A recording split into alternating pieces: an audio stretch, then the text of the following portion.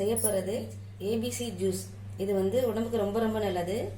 இந்த ஜூஸ் வந்து ஸ்கூல் பிள்ளைங்க முதற்கொண்டு பெரியவங்க முதற்கொண்டு எல்லாருமே குடிக்கலாம். ஸ்கூல் பிள்ளைங்களுக்கு நினைவாற்றல் அதிகமாக இருக்கும். இதை குடிச்சிங்கன்னா சுறுசுறுப்பாக இருப்பாங்க. கண் பிரச்சனைக்கு ரொம்ப ரொம்ப நல்லது.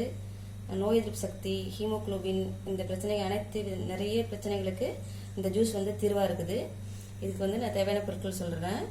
ஒரு ஆப்பிள் எடுத்துக்கிறேன். ஒரு பெரிய சைஸ் கேரட் 2 எடுத்துக்கிறேன். கேரட் 2 மடங்கு எடுத்திங்கன்னா அதில் 1 மடங்கு தான் பீட்ரூட் எடுக்கணும். நான் அன்னாச்சி பழம் ஒரு 2 பீஸ் எடுத்துக்கிறேன். இது சும்மா அந்த வாசனைக்காக மட்டும் தான் நான் இதில் போடுறேன். குழந்தைங்களுக்கு ரொம்ப பிடிக்கும் அன்னாச்சி பழம் ஃப்ளேவரே, அதனால தான் எடுத்துக்கிறேன். நீங்கள் விருப்பம் தான் போட்டுங்க, இல்லாட்டா போட தேவையில்லை. வாங்க இந்த ஜூஸ் எப்படி போடணும்னு பார்த்தோம்னா இந்த இது எல்லாத்தையும் கட் பண்ணிக்கலாம். கட் பண்ணி எடுத்தாச்சு. இதை மிக்சியில் இல்லாட்டா ஜூஸரில் கூட போட்டு எடுத்துக்கலாம். நான் ஜூஸரில் போட போகிறேன். ஜூஸரில் போட்டு ஜூஸ் ஆக்கி எடுத்துக்கலாம். ஆப்பிள், பீட்ரூட், கேரட் எல்லாத்தையும் ஜூஸ் போட்டு எடுத்துக்கினேன். வடிகட்டி எடுத்து வச்சுக்கோங்க. நான் ஜூஸரில் போட்டுக்கிறேன். மிக்சிலையும் போட்டு வடிகட்டி நல்லா எடுத்து வச்சுக்கோங்க. இது ஒரு 3 கிளாஸ் அளவுக்கு ஜூஸ் போடலாம். பெரிய கிளாஸ் அளவுக்கு 3 கிளாஸ் ஜூஸ் போடலாம். ரொம்ப கட்டியெல்லாம் ஜூஸ் குடிக்கக்கூடாது. நம்ம பீட்ரூட் போட்டிருக்கிறோம், அதனால தான்.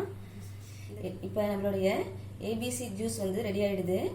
இந்த ஜூஸில் பனங்கற்கண்டோ இல்லை தேனோ எதுவும் கலக்க தேவையில்லை. கேரட், பீட்ரூட், ஆப்பிள் இருக்கிற அந்த ஸ்வீட்டே போதும் இதுக்கு. ஆனால் காலையில் வெறும் வயிற்றில் குடிக்கிறது ரொம்ப நல்லது. ஜூஸ்னாலே காலையில் வெறும் வயிற்றில் குடிக்கிறது ரொம்ப நல்லது.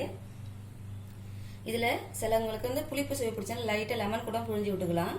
நான் குழந்தைங்களுக்காக தான் அந்த பைனாப்பிள் போட்டு அந்த ஃப்ளேவர் போட்டுருக்கிறேன். அந்த பைனாப்பிள் பீஸ் 2 போட்டு நான் செஞ்சுருக்கிறேன். நீங்களே இந்த மாதிரி ட்ரை பண்ணுங்கள். கண்டிப்பாக உங்களுக்கு பிடிக்கும். பிடிச்சிருந்ததுன்னா லைக் பண்ணுங்கள், ஷேர் பண்ணுங்கள். நந்தாஸ் பூங்கோதை கிச்சனுக்கு சப்ஸ்கிரைப் பண்ணுங்கள், கமெண்ட் பண்ணுங்கள். நன்றி.